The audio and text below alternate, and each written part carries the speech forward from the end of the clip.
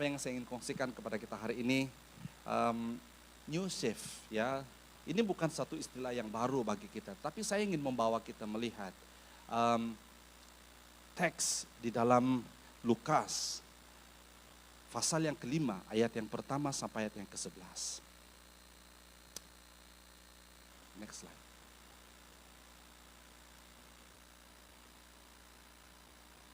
Saya akan membaca dengan suara kedengaran dan Anda semua akan mengikuti pembacaan ini di screen ya, supaya kita boleh lihat ya. Pada suatu hari, semasa Yesus berdiri di tepi pantai Tasik Genesaret, ramai orang berasak-asak mengerumuninya untuk mendengar firman Tuhan. Dia melihat dua perahu di situ. Para nelayan yang menangkap ikan telah turun dari perahu itu untuk membasuh jala mereka. Yesus naik ke dalam salah sebuah perahu, yaitu perahu Simon, dan memintanya menolak perahu itu jauh sedikit dari pantai. Yesus duduk dan mengajar orang ramai dari perahu itu. Setelah selesai mengajar, dia berkata kepada Simon, "Tolaklah ke air yang dalam dan tabarkan jalamu untuk menangkap ikan." Simon menjawab, "Tuhan, semalaman kami coba sedaya upaya, tetapi tidak dapat menangkap apa-apapun. Tetapi karena kata-kata engkau itu, maka aku akan menabarkan jala." Next slide.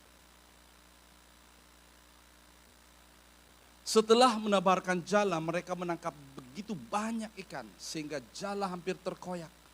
Mereka memanggil rakan-rakan dari perahu lain supaya datang menolong. Mereka datang lalu memenuhi kedua-dua buah perahu itu dengan ikan sehingga perahu itu hampir tenggelam. Apabila Simon Petrus melihat apa yang telah berlaku, dia berlutut di hadapan Yesus dan berkata, "Tinggalkan hamba ya Tuhan, karena hamba seorang yang berdosa." Simon dan semua orang yang bersamanya takjub melihat begitu banyak ikan yang dapat ditangkap mereka. Begitu juga Yakobus dan Yohanes, anak Zebedius, rakan-rakan Simon. Yesus berkata kepada Simon, "Jangan takut, mulai sekarang engkau akan menjala manusia." Setelah mereka menyadaikan perahu-perahu itu, mereka meninggalkan semuanya lalu mengikuti Yesus. Mari kita tunduk kepala, kita berdoa. Bapa, firman-Mu dalam luas, tidak dapat diselami dan dimengerti oleh akal pikiran manusia yang terbatas. Kami perlukan Roh Kudus. Engkau berbicara. Sewaktu hamba-Mu berkata-kata di hadapan, Engkau berbicara di dalam setiap hati kami, dalam setiap roh kami. Baik yang mengikuti ibadah secara online, dimanapun mereka berada. Kami akan mendengar suara-Mu berbicara melalui firman-Mu yang kami dengar hari ini. Kami perlukan firman-Mu Tuhan untuk kami melangkah ke tahun yang baru ini. Di dalam new shift ini, dalam anjakan baru ini Tuhan. Kami perlukan Engkau Yesus.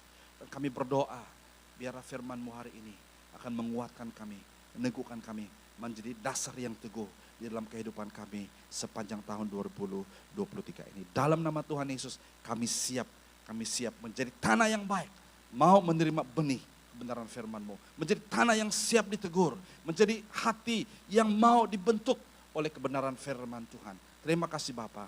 Dalam nama Tuhan Yesus kami berdoa. Haleluya. Amin. Seperti yang saya katakan tadi, tahun baru merupakan tahun yang setiap perayaan tahun baru itu menjadi spesial kan bagi setiap orang. Banyak cara kita merayakan tahun baru. Dan banyak juga cara orang merayakan tahun baru yang dengan yang tidak baik. Mereka berfoya-foya. Saya sempat juga telepon beberapa jemaat dan yang mereka berkela dan sebagainya, dan saya melihat rasakan ada ya yang ada aktiviti-aktiviti yang tidak begitu baik ya, dan ada juga orang yang merayakan tahun baru ini dengan berbagai macam cara ya. Tapi kita sebagai orang percaya, kita tidak perlu mengikuti cara seperti itu ya, karena kita tahu bahwa memang tahun akan berubah ya. Tapi kalau hidup kita tidak pernah berubah, maka segala sesuatu itu tidak akan bermakna. Amin. Nah, jadi hari ini saya ingin membawa pikiran kita, tumpuan kita kepada firman Tuhan. Dan saya berdoa supaya melalui firman Tuhan hari ini, kita akan belajar daripada new shift ini, daripada teks yang kita belajar tadi, kita akan belajar paling kurang ada 4 perkara yang kita akan belajar hari ini. Something that you can take home with you as we usher, kita masuk di dalam tahun yang baru ini. Pertama adalah dipilih, katakan bersama saya dipilih. Di dalam ajakan baru ini, di dalam new shift ini ada satu elemen yang sangat penting yang harus kita ingat. Bahwa hidup kita, setiap pribadi kita ini adalah pilihan daripada Tuhan. Amin. Tidak ada yang koinsiden, tidak ada yang kebetulan. Anda menjadi orang percaya hari ini, Anda dilahir dari keluarga ini, Anda lahir daripada bangsa ini, suku ini, dari manapun kita berada saudara, itu adalah pilihan Tuhan. No question asked. Kita tidak boleh pertanyakan, kenapa saya dilahirkan jadi seorang lelaki? Kenapa saya dilahirkan jadi seorang perempuan? Kenapa saya dilahirkan dari Kupang? Kenapa saya bukan dari Amerika? Kita ada orang Amerika di sini, Pastor Tom. Kenapa saya bukan dari Korea? Ya, kenapa saya harus dilahirkan jadi orang ulu seperti saya? Ya, karena semua itu adalah the sovereign plan of God. Itu adalah kedaulatan pilihannya Tuhan di dalam setiap kehidupan kita. Nah, di dalam teks ini saudara kita belajar pada suatu hari semasa Yesus berdiri di tepi pantai Genesaret. Genesaret adalah tempat di mana kebanyakan orang di sana sudah mendengar tentang Yesus. Sehingga mereka melihat tentang mukjizat-mukjizat kesembuhan yang Tuhan Yesus sudah lakukan. Nah, apabila mereka mendengar Yesus dan mereka berasak-asak, mereka datang untuk mengerumuninya. Ya, apa yang mereka lakukan? There's only one thing yang mereka mau. Mereka mau apa? Mendengar firman Tuhan. Haleluya. Mereka mau mendengar firman Tuhan. Seberapa banyak di antara kita di sini kalau kita datang ke gereja, kita datang mau mendengar firman Tuhan. Kita rindu mendengar firman Tuhan. Bukan mau tahu siapa yang berkhotbah. Oh, Pastor Edi lagi. Oh, minggu depan, Pastor Edi lagi. Oh, siapa lagi? It is not about us. It is about our attitude, sikap kita terhadap firman Tuhan. Siapapun yang berdiri di sini, mungkin kalau anak saya Aco yang 10 tahun berdiri di sini, menyampaikan dan membaca ayat firman Tuhan. Itu firman Tuhan. It doesn't matter. It doesn't really matter. Siapa yang menyampaikan firman Tuhan. Tapi firman Tuhan itu sendiri adalah kuasa. Amin. Yang dapat mengubah. Hari ini saudara, saya mau supaya waktu Anda mendengar firman Tuhan, tangkap sesuatu, mungkin 1-2 perkataan ataupun kalimat yang menjadi rema dalam hidupmu, itu sudah cukup untuk mengubah hidup kita tahun ini. Amin. Get something before you go home today. Amin. Jangan datang dengan kosong, pulang pun dengan kosong juga. Kita adalah orang yang paling rugi kalau bagi saya. Ya. Tangkap sesuatu daripada firman Tuhan hari ini. Nah, apa yang terjadi? Dia melihat Yesus datang dan begitu ramai orang datang mau mendengar firman Tuhan. Dan setiap orang yang datang dengan sikap yang benar, dengan motivasi yang benar, Yesus tidak pernah mengecewakan mereka. Amin saudara. Dia menyampaikan firman Tuhan yang menjadi keperluan, yang menjadi kebutuhan, yang menjadi apa yang dirindukan oleh setiap jiwa, memerlukan firman Tuhan. Nah, di sini lihat, dia melihat setelah dia menyampaikan firman Tuhan, ya, setelah dia menyampaikan firman Tuhan, dalam ayat yang kedua dia melihat 2 buah perahu di situ. Dan para pelayan yang menangkap ikan telah turun dari perahu itu untuk membasuh jala mereka. Dapat bayangkan? Mereka ada 2 perahu, ya, dan semua nelayan-nelayan itu sudah turun dan sedang mengurus jala-jala mereka. Dan ayat yang ketiga, Yesus naik ke dalam salah sebuah perahu. Dan dinyatakan dalam Alkitab bahwa itu adalah perahu siapa? Simon ataupun Simon. Ada 2 perahu di sini dan Yesus harus membuat pilihan. Jesus has to make a choice. Yesus pun harus membuat pilihan, apalagi kita. Hidup ini adalah pilihan. Anthony telah memilih Jen sebagai istri. Jen telah memilih Anthony. Ya, itu pilihan yang baik. Haleluya, puji Tuhan. Pilihan yang tepat. Dalam hidup ini kita harus pandai memilih. Apalagi dalam memilih pasangan hidup. Salah pilih, habislah. Karena dalam perkawinan tidak ada Tidak ada istilah tukar-tukar. Ya. Nah Yesus, dia naik, dia memilih, dia membuat pilihan untuk naik ke salah sebuah perahu itu. Dan dia memilih siapa? Dia memilih Simon. Dia memilih siapa saudara? Dia memilih saya dan Anda dan Anda dan Anda semua. Yesus itu adalah dia sedang mencari, dan dia sedang mencari orang yang siap dipakai. Maukah Anda menjadi orang yang siap dipakai oleh Tuhan untuk menjadi tempat Yesus akan menggunakan? Mau saudara? Tahun ini menjadi tahun yang kita katakan, yes Lord, inilah hidup saya, pakailah saya Tuhan. Nah Yesus berdiri seperti itu saudara, dalam gambaran kita dalam teks ini, dia sedang mencari Edi ataupun Abu. Dia memilih Edi karena Edi siap untuk dipakai. Nah apa yang dia buat?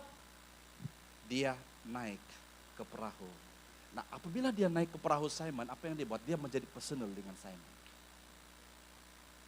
Pilihan Yesus tidak pernah salah saudara. Tuhan memilih Anda dan saya, tidak pernah Tuhan membuat pilihan yang salah terhadap kita semua. Anda menjadi orang Kristen hari ini saudara, adalah pilihan Tuhan. Supaya melalui diri kita, melalui hidup kita, anugerah Tuhan, the grace of God is administered. Supaya melalui hidup kita, anugerah Tuhan dapat dilaksanakan. Luar biasa kan? Jadi kita menjadi Kristen ini bukan hanya karena I have a religion, I am a Christian. What's so great about it? Tidak ada.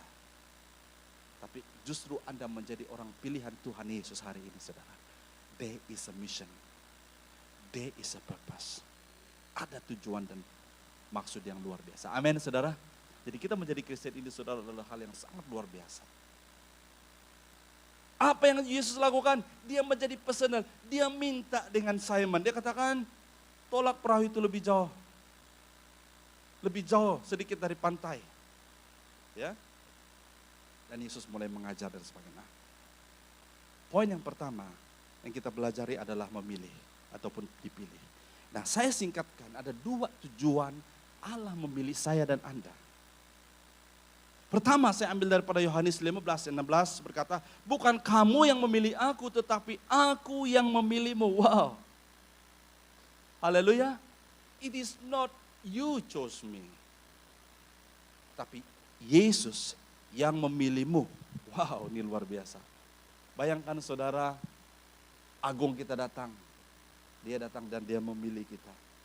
Dan Anda menjadi orang yang dipilih menjadi favorite-nya Tuhan. Wow, luar biasa. Dari berapa jumlah orang di dunia ini? 7 billion? 7 billion? Mungkin more than that. 8 billion already ya. Wah. Out of 8 billion. Tuhan memilih Anda, saudara, luar biasa kan? Out of 8 billion, Mira, Tuhan memilih kamu menjadi hamba Tuhan. Out of 8 billion. Anda dipilih untuk melayani Tuhan. Wow. Tidakkah itu satu hal yang sangat luar biasa? Nah, kenapa Tuhan memilih kita? Tujuan dia memilih kita apa saudara dalam ayat ini? Supaya dia menyuruh kita apa? Berbuah lebat. Not only bear fruits, tapi bear much fruits. Wow. Kalau hanya berbuah saja, orang yang tidak mengenal Tuhan Yesus pun boleh berbuah. Bahkan orang yang tidak mengenal Tuhan Yesus boleh berjaya dan berhasil dalam hidup mereka. Tapi kenapa Tuhan memilih saya dan Anda supaya kita apa? Berbuah lebat. Ya. Karena buah itu adalah buah yang kekal. Haleluya saudara. Kalau kita lihat ayat ini lagi, saya boleh satu khotbah tentang ayat ini ya. Maka apa saja yang kamu minta dalam namaku, Bapa akan mengerjakan kepadamu. Haleluya. God become personal to us. Tuhan kita itu bukan Tuhan yang jauh saudara. Dia adalah Allah yang sangat personal yang ada di hati kita. Amin. Luar biasa. Tujuan Allah memilih kita yang kedua adalah dalam ayat ini. It's one of my favorite verse. Ya, dalam 1 Petrus 2 ayat 9. Tetapi kamu umat terpilih. para imam. Kita dipilih untuk menjadi apa? Menjadi imam raja. Kita dipilih apa? Untuk menjadi bangsa yang suci. Set aside, set apart. Doa kita tadi, saya begitu terharu waktu kita berdoa tentang pengasingan tadi. Ya, saya diperingatkan oleh Tuhan bahwa hidup saya diasingkan for a purpose. Ya, kita dipilih untuk apa? Supaya kita menjadi umatnya sendiri. Ya, umatnya sendiri. Kita dipilih untuk apa? Mengistiharkan puji-pujian bagi Dia. Ramai orang Kristen hari ini, ramai anak-anak muda hari ini yang hidup bersama dengan orang-orang yang tidak mengenal Tuhan. Ya, malu mengaku diri mereka adalah orang Kristen. Malu berdoa di kelayak orang ramai. Malu bahkan waktu makan pun di depan orang yang belum mengenal Tuhan. Malu berdoa. Kadang-kadang buat tangan seperti itu. Ya, saudara, Anda dipilih untuk mengistiharkan puji-pujian bagi Dia. Haleluya. Haleluya, yang telah memanggil kita dari kegelapan percayaan yang ajaib. Itu yang pertama. Anjakan yang pertama adalah karena kita dipilih. Kenapa kita boleh beranjak dan boleh boleh shift dan kita boleh berubah dan kita boleh melangkah dan beralih. Karena apa? Tuhan itu adalah pilihannya Tuhan. Tuhan mau supaya kita berubah, kita beranjak, kita melangkah. We move forward. Kita tidak jadi stagnan ya dalam kehidupan kita. Yang kedua adalah ketaatan. Katakan bersama saya, ketaatan. Dalam ayat yang keempat berkata, setelah selesai mengajar, Dia berkata kepada Simon. Dia sudah memilih Simon. Dia sudah berada di dalam perahu Simon. Dan dari situ dia sudah mulai mengajar. Apa yang Simon buat? Simon relax saja. Karena dia tahu Yesus yang melakukan pekerjaan itu. Kadang-kadang saudara, kita takut, kita katakan, pastor, saya tidak ke sekolah Alkitab, saya tidak pandai saya tidak pandai khotbah. What you just need to do is you just give what you have. Let God do the rest. Haleluya. Kita terlalu takut. Kalau kita dalam situasi yang kita tidak tahu apa yang harus kita lakukan pun, anugerah Tuhan sempurna bagi kita. Amin saudara. What God need from us, apa yang Tuhan perlukan dari kita adalah availability kita. Kita memberikan diri kita kepada Tuhan. Nah ayat yang keempat berkata setelah selesai mengajar, Dia berkata kepada Simon lagi. This is very interesting, this is the key, this is the turning point, this is the anjakan baru. Dia katakan, tolaklah ke air yang dalam.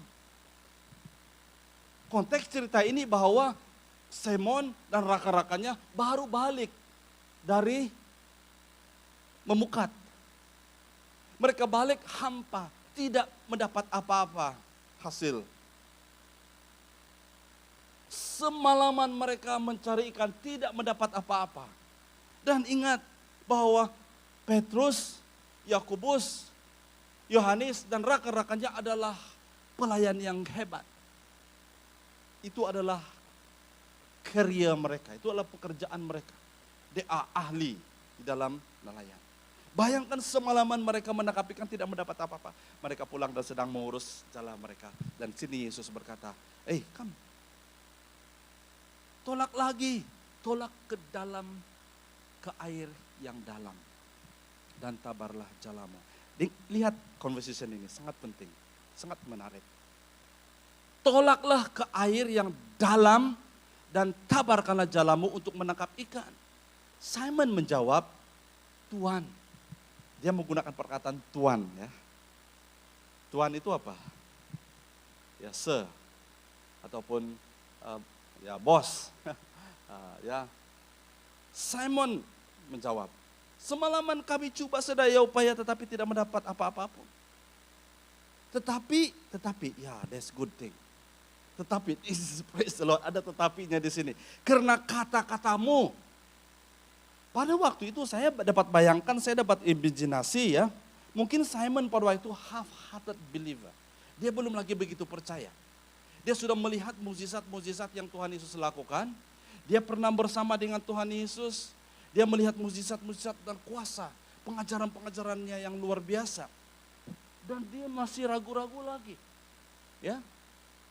Sehingga dia katakan, Tuhan kami sudah. Tetapi, there is a faith.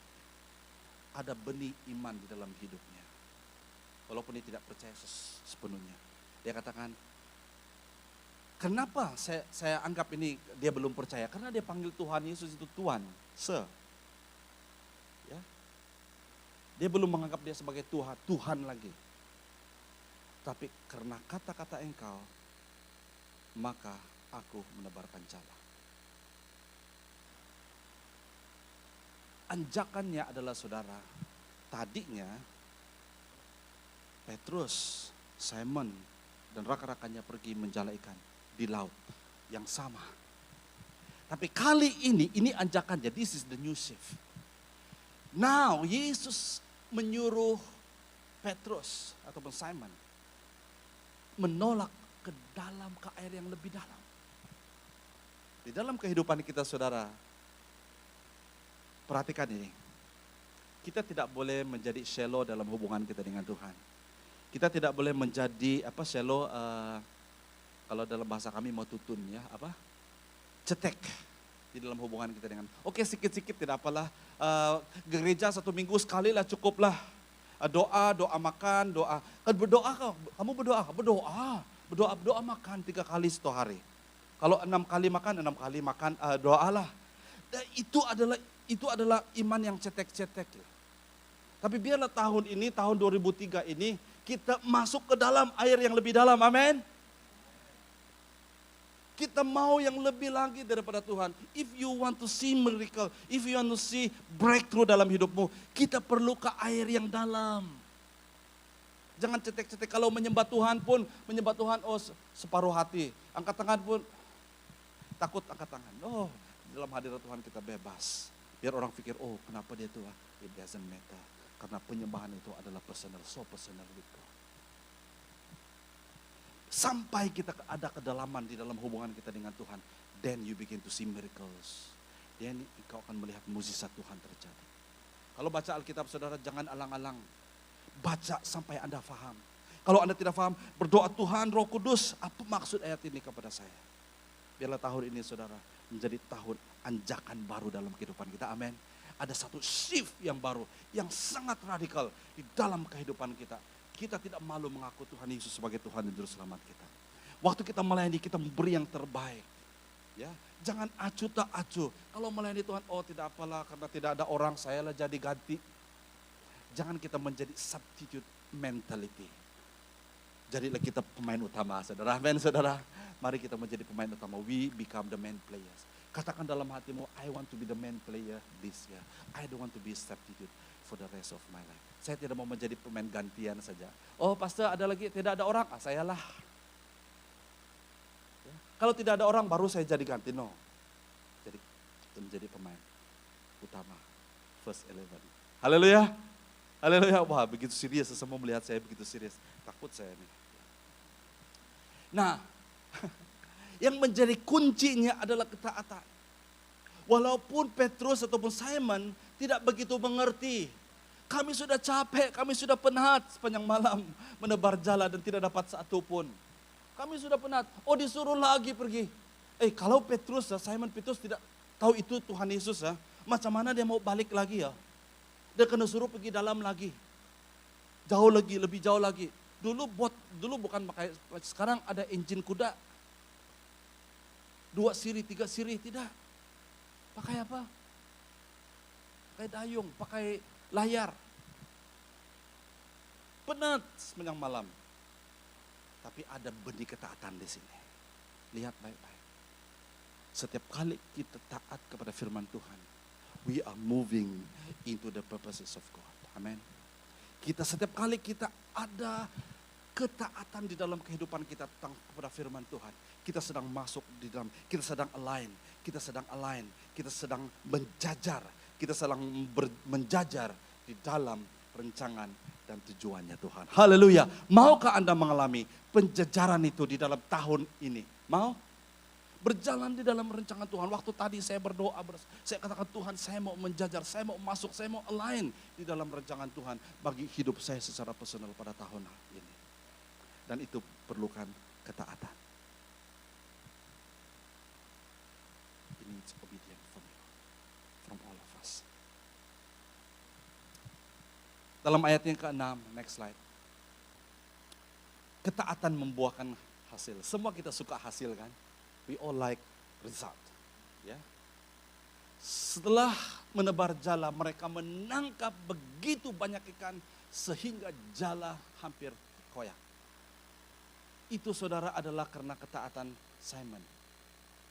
Mungkin kau berkata, pastor saya satu orang saja keluar Kristen dari keluarga saya. Saudara jangan, don't underestimate the power of obedience. Walau sekiranya engkau saja orang Kristen yang percaya dalam keluargamu, tapi engkau mulai taat kepada firman Tuhan, things going to happen in your family. Amen. Amen. There is a power. Alkitab dalam teks ini, Simon yang membuat pilihan. Dia katakan, let's go.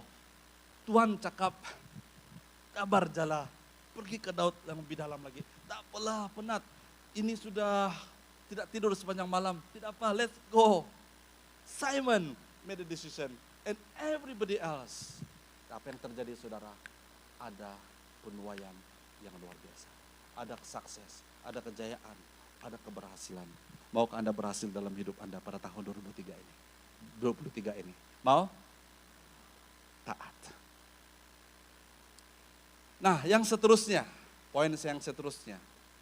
Dalam ayat yang ke-8, poin yang seterusnya adalah mengenal Tuhan yang sebenarnya. Dalam ayat yang ke-8, apabila Simon Petrus melihat apa yang telah berlaku, dia berlutut di hadapan Yesus dan berkata, tinggalkan hamba ya Tuhan, karena hamba seorang yang berdosa. Tadinya waktu dia bercakap-cakap dengan Yesus, dia memanggil Yesus sebagai Tuhan. Tapi setelah dia melihat mukjizat yang luar biasa, setelah dia mengalami satu perkara yang begitu personal dalam kehidupannya, perspektifnya mulai berubah. Dia mulai melihat Yesus sebagai Tuhan. It's a big difference. It is how you call God. It is how you relate to God that matters. Bagaimana kita berhubung dengan Tuhan. Bagaimana kita mengenal Tuhan. Waktu menyembah Tuhan. Waktu kita menyembah Tuhan kita hanya pikir oh Tuhan itu jauh di sana. Saya cakap pun, saya katangan pun Tuhan tidak lihat. No. Tuhan itu personal. Dia sangat personal. Setiap kata-kata kita yang keluar dari hati yang terdalam. Setiap worship kita yang lahir dari iman dan pengharapan. Itu akan adalah seperti ukupan yang berbau harum di mata Tuhan. Tuhan akan melihat itu dan dia akan please dengan kita. Dengar baik-baik saudara. Apa yang menjadi kunci dalam kehidupan kita? Menjadi kunci untuk kita beranjak di dalam new shift di dalam tahun ini adalah pengenalan kita yang benar akan Tuhan kita. Amin saudara. Amin saudara. Kadang-kadang kita tidak tahu apa yang harus kita katakan dalam hidup kita. Dalam doa kita pun kita tidak tahu kadang-kadang. Tapi apabila itu lahir dari hati yang sungguh-sungguh karena kita mengenal siapa Tuhan kita. Seperti Petrus di sini saudara. Apa yang dia lakukan? Karena dia tahu itu adalah Tuhan. Dia berlutut. Karena dia tahu itu adalah Tuhan. Dia tahu bahwa hidupnya adalah orang yang berdosa. Dia tidak layak. Itu sebab dia katakan, Tuhan Yesus tinggalkan saya hamba orang yang berdosa. Saat itu dia menyadari akan dirinya siapa. Karena saat dia mengenal Yesus yang berkuasa, Yesus yang suci. Itu sangat penting dalam kehidupan kita saudara. This how you look at God. Kalau kita melihat Tuhan itu sebagai Tuhan saja. Ataupun kita hanya memerlukan Tuhan waktu kita berada di dalam masalah. Kita hanya memerlukan Tuhan apabila kita ada dalam keperluan saja. When good times, kita sudah lupa Tuhan, kita tidak tahu lagi. Tidak tahu di mana sudah Alkitab, di mana sudah mau baca Alkitab. Banyak orang seperti itu yang saya lihat. Good times, mereka hilang. Bad times, mereka menangis-nangis mencari Tuhan. Saudara-saudara yang saya kasih dalam nama Tuhan Yesus. Marilah kita, biarlah menjadi satu misi ataupun menjadi iltizam kita pada tahun ini. Ataupun kita punya moto ataupun apa yang kita mau capai tahun ini adalah mau mengenal dan mengenal Tuhan lebih dalam hidup kita. Amin. Yang terakhir adalah diberi identiti yang baru. Dalam ayat ke-10 berkata begitu juga Yakobus dan Yohanes, anak-anak Zebedius, rakan-rakan Simon. Yesus berkata kepada Simon, jangan takut, mulai sekarang engkau akan menjala manusia. Dalam terjemahan TB atau terjemahan Indonesia. Mulai sekarang engkau akan menjadi penjala manusia. Identiti Petrus dan teman-temannya sudah diubah daripada menjala ikan ataupun nelayan. Menjadi penjala manusia. Wow, what a big shift. Satu anjakan, satu perubahan yang luar biasa.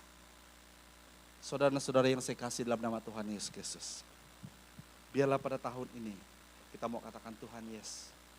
Saya dulu begini, tapi tahun ini saya mau. Seperti apa yang dialami oleh Simon Petrus dan teman-temannya. Dan satu kata-kata Yesus yang sangat penting kepada Simon Petrus. Sebelum dia menukar identitinya menjadi penjala manusia. Dia katakan jangan takut. Karena satu penyakit yang kita harus berhati-hati. If there's one thing that you need to be careful in this year.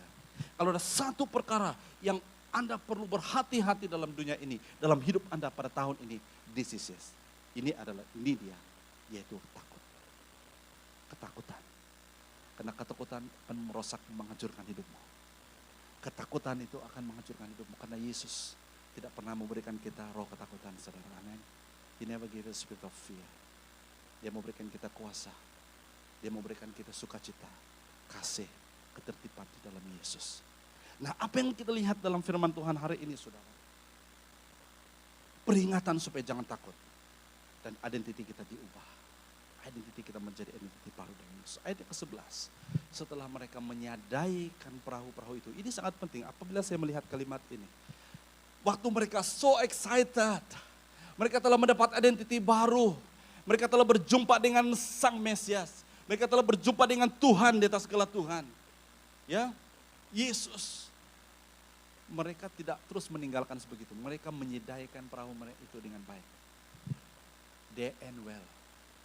Karena mereka ingin masuk dalam satu adventure yang baru. Mereka meninggalkan semuanya, lalu mengikuti Yesus. This is the big shift. Ini adalah perubahan anjakan yang baru dalam kehidupan kita. If you have been following the world too much, it will be too much the previous year. Kalau tahun yang sebelumnya kita mengikut banyak dunia ya, banyak apa yang dunia katakan, apa yang dunia, ya kita selalu mengikuti. Mari tahun ini, the new shift for you and I adalah mengikuti Yesus. Amin, saudara. Karena setiap orang yang mengikuti Yesus, berjalan dalam kehendak rancangannya, berjalan di dalam ketaatan kepada Tuhan, tidak pernah dikecewakan. Yes, problem tetap ada. Cabaran tetap ada. Silih berganti. Tapi Tuhan akan memberi kita kekuatan. Setiap cabaran yang kita hadapi, Tuhan memberikan kita jalan keluar. Di dalam kita menghadapi semuanya. Haleluya. Jadikan tahun ini, tahun 2023 ini menjadi satu tahun yang sangat excited. Yang tidak pernah kita alami pada tahun-tahun sebelumnya. Biarlah tahun ini kita katakan, yes Lord, I want to experience you more and more. Saya mau mengalami Engkau, saya mau mengalami Engkau lebih lagi daripada tahun-tahun sebelumnya. Ya, jangan saja kita mau uang ringgit, jangan saja kita mau kekayaan dan keberhasilan, tapi kita mau richness di dalam hubungan. Kita mau kaya di dalam hubungan kita dengan Tuhan. Kita mau kaya dengan spiritual blessing yang daripada Tuhan. Haleluya. Sebagai kesimpulan saya minta worship team. Sebagai kesimpulan untuk kita hari ini.